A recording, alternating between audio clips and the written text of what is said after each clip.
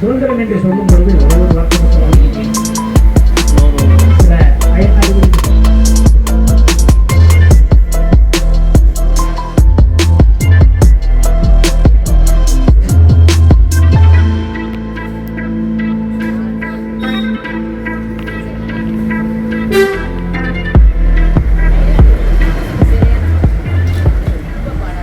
இவையெல்லாம் தொடர்ந்து இன்றைக்கு நடந்து கொண்டிருக்கின்றன. இந்த சுதந்திர இந்தியாவினுடைய 80 ஆண்டுகால வரலாற்றிலே நினைவு கூறப்பட வேண்டிய பல்வேறு ஆளுமைகள், அது பல்வேறு துறைகளிலே, சுதந்திரம் மட்டுமல்ல, அரசியலில் மட்டுமல்ல, விஞ்ஞானத்துறையாகட்டும், கல்வித்துறையாகட்டும், மொழித்துறையாகட்டும், அறிவுத்துறையினுடைய எல்லா சகல அம்சங்களிலும் நாம் நினைவு கூறப்பட வேண்டிய பல்வேறு ஆளுமைகள் இங்கே இருந்து கொண்டிருக்கிறார்கள். அப்படியாக இன்றைக்கு குறிப்பாக நூலகர் பத்மஸ்ரீ பட்டம் பெற்ற, இந்திய அரசாங்கத்தினுடைய உயரிய விருதாகிய பத்மஸ்ரீ பட்டத்தை அவருக்கு இந்த இந்திய அரசாங்கம் கொடுக்கும். சுதந்திர தின விழா, தேசிய நூலகர் தின விழா, புரவலருக்கு பட்டயம் வழங்கும் விழா என்ற முப்பெரும் விழாவை இப்பொழுது நாம் நடத்தி கொண்டிருக்கின்றோம்.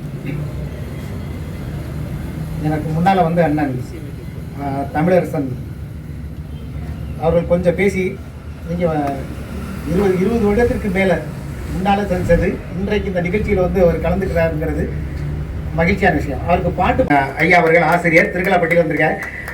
அவரை பற்றி ஒன்று சொல்லணும். அதாவது நான் உங்களை பற்றி தான் முத சிலையடையே நான் சொன்னேன். அதாவது சுப்பிரமணிய சார் எல்லாருமே நாங்கள் எப்படின்னா அண்ணா சிலையில் நிகழ்ச்சி புத்தக விழா மாதிரி போட்டிருக்கோம் எல்லாம். அப்போ இவர் வந்து கடுமையான வெயிலில் வந்து எல்லாத்துக்கும் வழிவகுத்தவர் நூலக தந்தை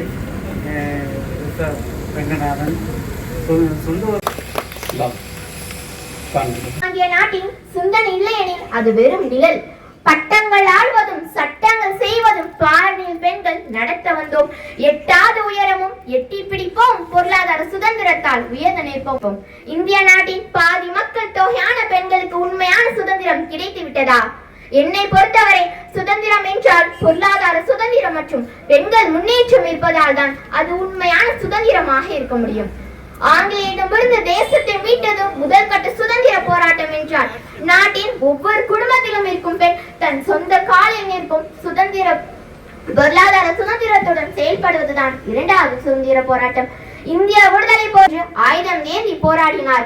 அன்று அரசியல் சுதந்திரத்திற்காக பெண்கள் குரல் கொடுத்தனர். ஆனால் இன்று பெண்கள் உணவிற்கும் உடைக்கும் அத்தியாவசிய தேவைகளுக்கும் பிறரை சார்ந்திருக்கும் நிலை உள்ளது. ஒரு பெண்ணிற்கு கல்வி எவ்வளவு முக்கியமோ அவ்வளவு தன் சொந்தமாக சம்பாதிப்பதும் தன் பொருளாதார முடிவை தானே எடுப்பதுமாகும். ஒரு ஆணுக்கு கல்வி புகட்டினால் அது ஒரு நபரை மட்டும் சேரும். ஆனால் ஒரு பெண்ணிற்கு கல்வி புகட்டி பொருளாதார சுதந்திரம் தந்தால் அது ஒரு குடும்பத்தையும் இந்த சமுதாயத்தையும் உயர்த்தும்.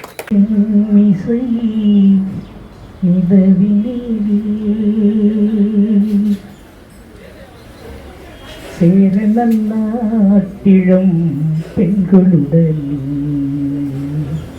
சுந்தர தெலுங்கி பாட்டிசைத்து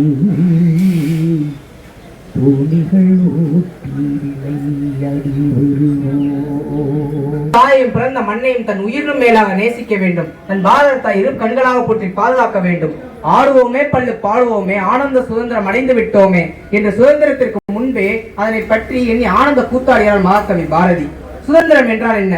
பல எண்ணற்ற போராட்ட தலைவர்கள் தங்கள் இன்னுயிரை நீட்டு பெற்றுத்தந்த சுதந்திரம் 1947ஆம் ஆண்டு ஆகஸ்ட் 15ஆம் தேதி இந்திய சுதந்திரம் அடைந்தது. இன்று நாம் அனைவரும் கல்வி, விளையாட்டு, அறிவியல் ஆராய்ச்சி போன்ற பல துறைகளில் முதலிடம் பெற்றிருக்கிறோம் என்றால் அதற்கு காரணம் அவர்கள் பெற்றுத்தந்த சுதந்திரம் தான். ஆகையால் மாவீரர் அலெக்சாண்டரை சீரம் நதிக்கரை போரில் மலைக்கச் செய்த புருஷோத்தமன் பிறந்த நாடு நம் பாரத நாடு. வீரத்திற்கு வித்திட்ட வீரபாண்டிய கட்டபொம்மன், மருது சகோதரர்கள், வீரமங்கை வேலுநாச்சியார், ஜான்சி லட்சுமியார் போன்ற எண்ணற்ற வீரர்கள் பிறந்த நாடு. உடை, பேசும் மொழி, கலாச்சாரம், பண்பாடு போன்றவற்றில் வேறுபாடு இருந்தாலும் நாம் அனைவரும் இந்தியர்கள் என்ற உணர்வில் வாழ்வதே நம் இந்திய நாட்டின் பெருமை. இதைத்தான் மறைந்த 25 ஆண்டுகளாக இந்த நூலக வாசகர் வட்டம் சிறப்பாக செயல்படுவதற்கு காரணமாக இருக்கின்ற நல்லூலகர் மகாலிங்க ஜெயகாந்தன் அவர்கள் வெளியேற்கிறோம். இன்று நம்முடைய நூலகர் அவர்களுக்கு அஞ்சலி செலுத்துகின்ற மலரஞ்சலி செலுத்தி இந்த நிகழ்ச்சியை துவங்க வேண்டும். எனவே எங்களுடைய மரியாதைக்குரிய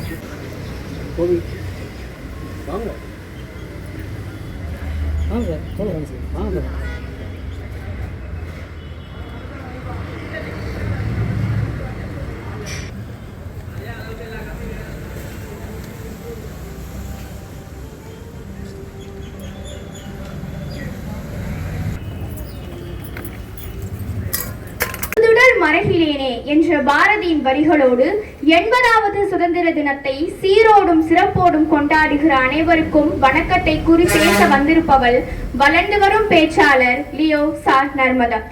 பாரதிக்கு முன்னதாகவே பாரதி கண்ட கனவை இப்பொழுது நாம் அனுபவித்துக் கொண்டிருக்கிறோம். ஃப்ரீடம் இஸ் மை பர்த்ரைட், அதாவது சுதந்திரம் என்பது எனது பிறப்புரிமை, அதை நான் அடைந்தே தீருவேன் என்று பால கங்காதர திலகர் முழங்கிய மண்ணில் நின்று எனக்கு சுதந்திரம் என்பது எது என்ற வினாவிற்கு விடை தேட வந்துள்ளேன். சுதந்திரம் என்பது வெறும் வார்த்தை அல்ல, அது நம் சுவாச காற்று. செய்ய விரும்புவதை மட்டும் அண்ணல் காந்தியும் நேதாஜியும் மற்றும் பல தலைவர்கள் நமக்கு பெற்று தந்த சுதந்திரம் என்பது நாம் இஷ்டப்பட்டு வாழும் அராஜகம் அல்ல, நம் நாட்டை நாமே ஆளும் பொறுப்புரிமை.